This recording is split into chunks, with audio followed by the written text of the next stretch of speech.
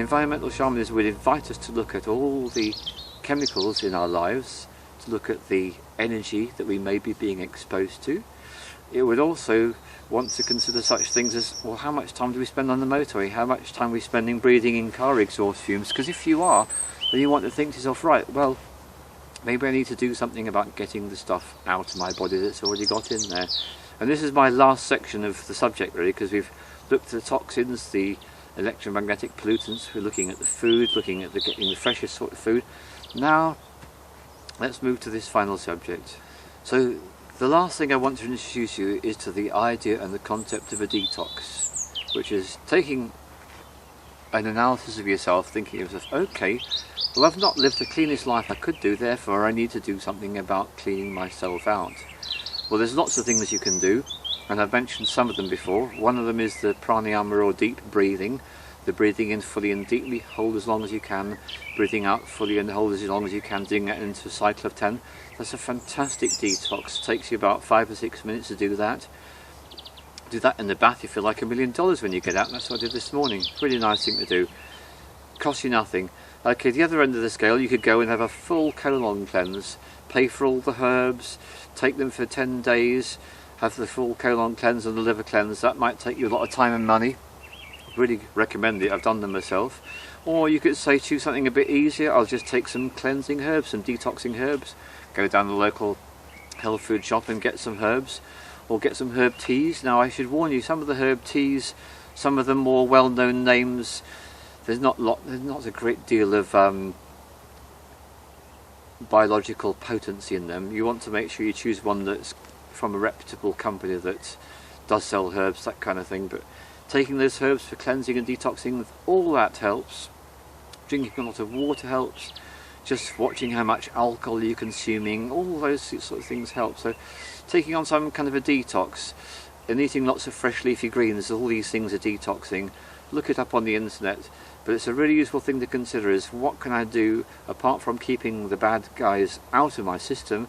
What can I do about what's already in there to see if I can release it and remove it?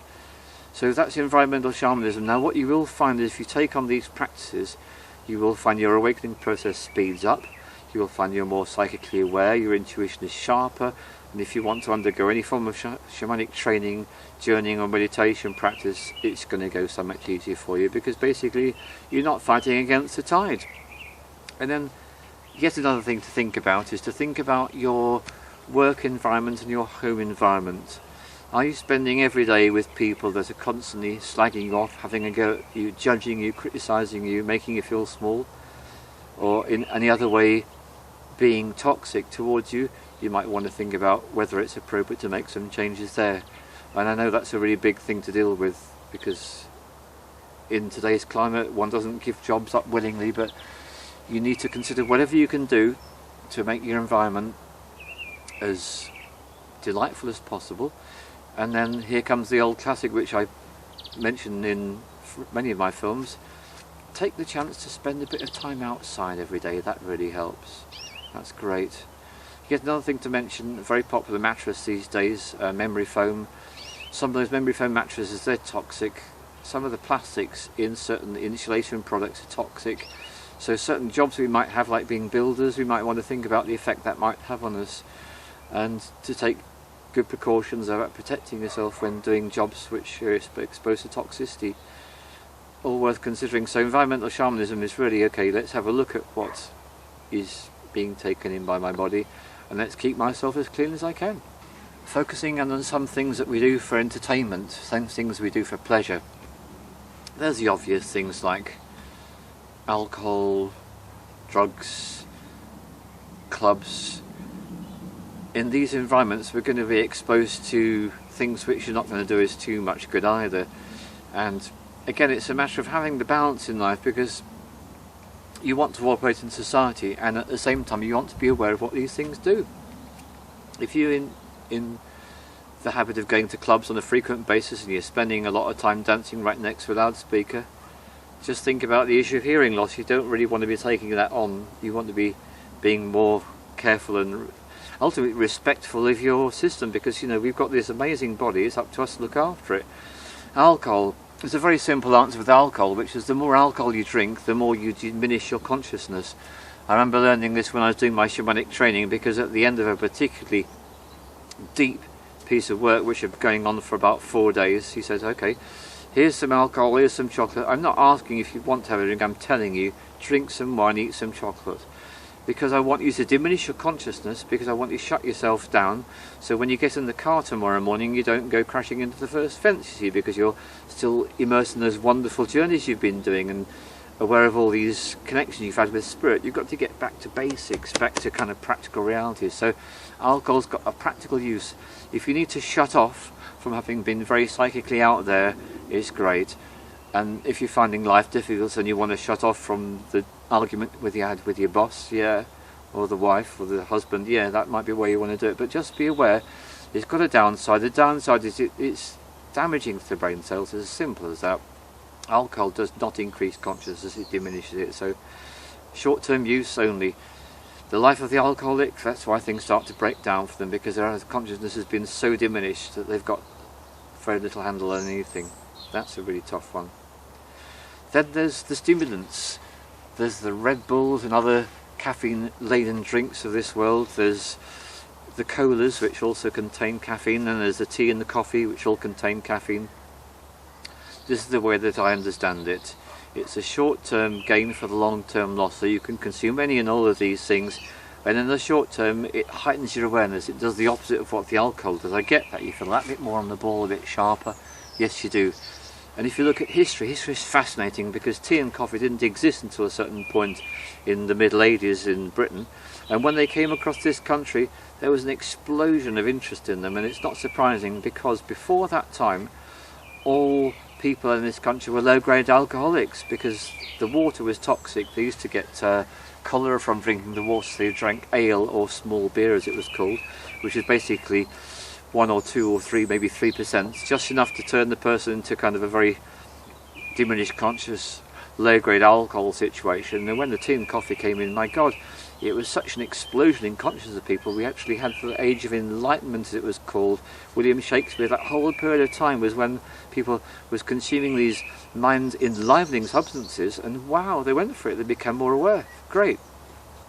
Now, if you look at an average human being's life, they start drinking tea at age 9 or 10, take them through the road for 40, 50 years, my goodness me, tea is just, you know, they just got to, they've got no choice, but they're just a habitual tea drinker. Classic example. It's not giving them any lift anymore at all. So these things have a real long-term downside, and the downside is the, let me get this right, the respiratory rate, the heart rate, all get damaged over a period of time, and especially the kidneys. Kidneys really get badly damaged. So one of the real nasty side effects of lots and lots of excessive tea and coffee drinking over decades, people are more likely to be frightened, because kidneys relate to fear. So the suggestion here is, if you want to consume these lifting substances, okay, but if you're doing it on a habitual basis, that's when you want to take yourself to one side and just say, just how good is this for me? And the answer is, it's not that good. So if you become aware of that side of things, that'll be really helpful for you. And there are decaffeinated varieties of things around which we can have instead. So there's ways to wean yourself off, which is all to the good. That's right, yes, it's a funny old thing, isn't it? It's a funny old thing that you can have a society whereby water is almost a strange concept. As a child, I never drank water. I wouldn't drink water. The only thing I'd ever drink was orange squash, and in those days they put cyclamates in, which were so toxic they banned them. So you can't even get an orange squash as cyclamates anymore, too toxic. So I've sure experienced my share of toxins in my life, and this is what I realised with hindsight. The reason why I didn't drink water as a child is because the only water I had was what came out of the tap, and it contains chlorine. Chlorine is a toxin, and there are things you can do. You can filter your water through a water filter device. That didn't exist when I was a kid. The other thing you can do is you can boil the water and leave it in an open container. That gets the chlorine off. Or you can go and buy bottled water, or you can find a spring. The better the quality water, the more you'll desire to drink it. Your body is designed to be hydrated. It's a hydrated system. 75% of your body is made of water, so that makes such a big difference. If you were to only take on one practice out of everything I've ever said on all YouTube films, I would say this is one thing: drink plenty of good quality water. That will make the biggest single difference than anything else. Even, I dare suggest, even more than the breathing exercises, which are great, and even more than the food. So that's how important it is. Really can't go wrong with it. It helps with ego activation, it helps with emotional upset, it helps in dealing with difficulties in your life. It's an automatic detoxer. It tends to drain toxins out. It literally flushes toxins out of the body. So the simplest detox would be to drink no drinks at all except for water for 10 days. That's going to cost you peanuts, and that will still have an amazing effect on how you feel afterwards. So yes, always make mine water.